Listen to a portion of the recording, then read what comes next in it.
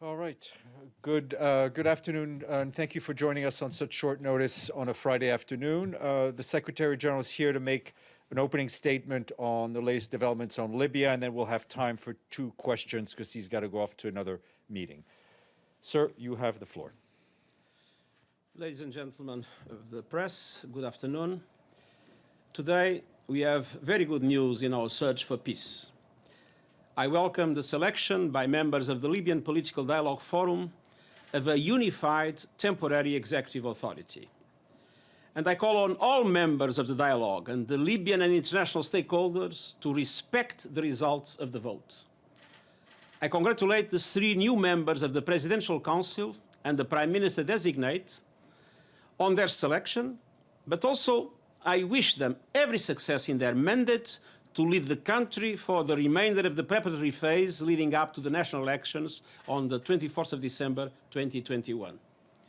I welcome the pledges made by the new executive authority to form a government reflecting political pluralism, geographical representation, and its commitment to include no less than 30% of women in executive positions, as well as to ensure the participation of youth.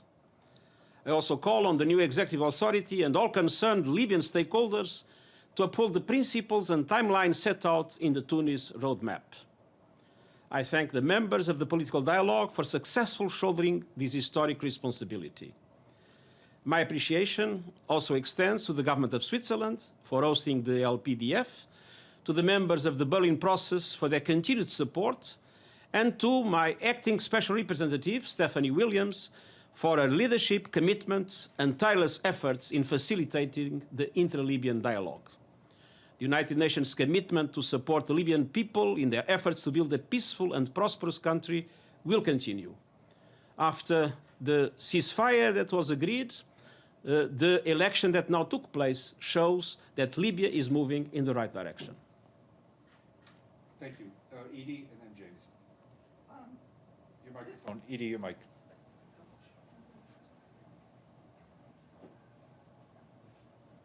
Thank you very much, Mr. Secretary General. There's already been a little bit of pushback from some of General Haftar's supporters, and I wondered what you would say to those trying to oppose the choice that was made in this vote, and to the foreign fighters who are still in Libya.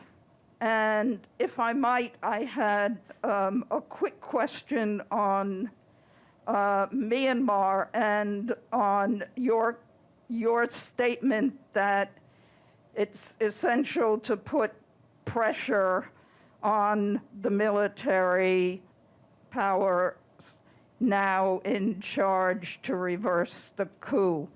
How are you planning to do that? First of all, this process was a process agreed by all key actors, both Libyan actors and all other countries directly or indirectly involved in Libya.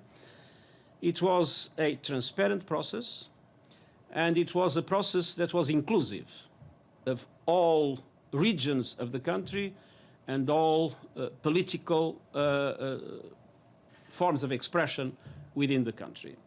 And so my appeal to everybody is to recognize and accept these results and to work with the new authorities that were elected.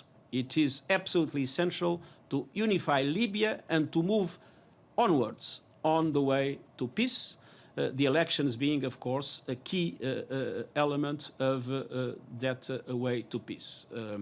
I believe there is no reason for anybody not to be in agreement with this process. And at the same time, I witnessed the fact that several countries have already expressed their support to the new authorities elected. And several key actors in Libya have also expressed the acceptance of the result, even those that were defeated in the result.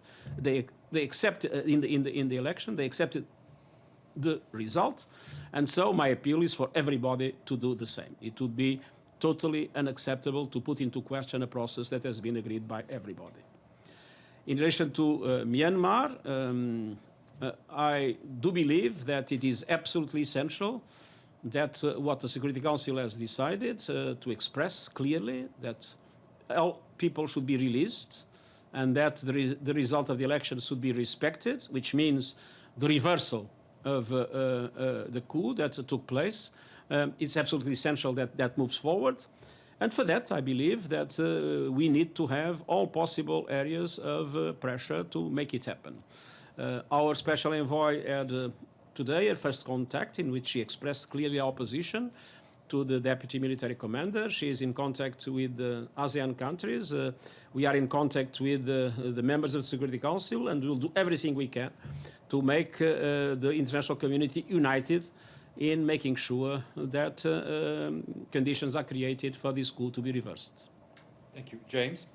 James Bays, Al Jazeera. Secretary General, if I could ask you to put today's developments in the context of Libya's recent history. It's almost exactly 10 years since the start of the uprising in Libya. There have been so many false dawns for the people of Libya. Do you believe now this is the breakthrough? I do believe it is a breakthrough, and it is following the successful result of the negotiations of the 5+5, the Joint Military Committee, that led to a ceasefire. So now we have a ceasefire. We have a political agreement about elections. We have a new transitional authority being put in place, or going to be put in place. And it is essential that, and I complete the answer that I gave, it is essential that all foreign fighters and mercenaries move first to Tripoli and Benghazi and then leave the country according to the new schedule that was defined. And it is essential that everybody cooperates with the new authorities to make peace happen in Libya. The fact the ceasefire has been holding, even with a huge military presence on both sides and very heavy equipment on both sides, is a signal of hope. And I believe it's a duty of everybody to do everything possible to make that hope transformed into a reality. Thank you very much, and have a happy weekend. All the best.